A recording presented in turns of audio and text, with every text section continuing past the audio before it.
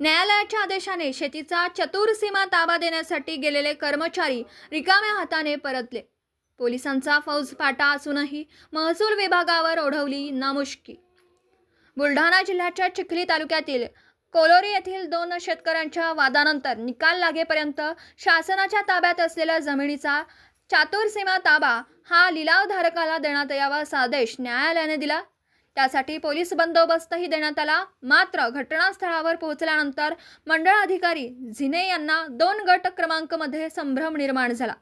शिवाय याच प्रकरणातील एका महिलेने गळफास लावून आत्महत्या करण्याचा प्रयत्न केला।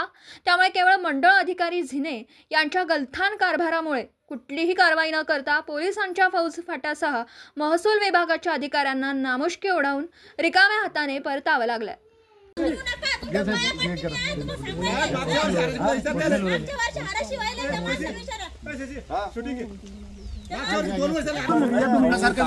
चतुर्सीमेचा विषय काय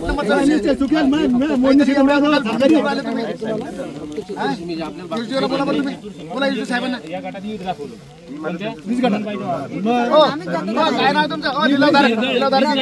तुमचं कशाची लिलाव घेतलेलं तुम्ही सांगा याचा विषय।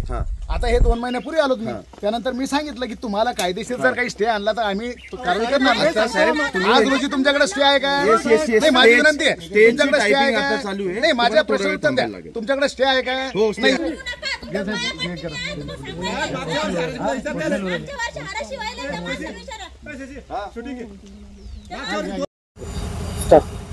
आज पोलीस अधीक्षक माननीय यांच्या मंजुरातीनुसार पोलीस फाटा पोलीस संरक्षण वगैरे मिळालं असताना मौजे कोलारी येथील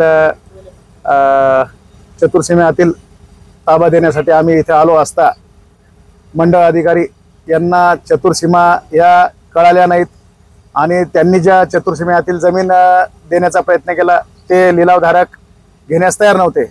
अशा 2 बाबीमुळे संभ्रम निर्माण झाला आणि मंडळ अधिकारी पहिल्या चतुर्सीमेतील जमिनीमध्ये शिरले असता एका महिलेने फाशी घेतली।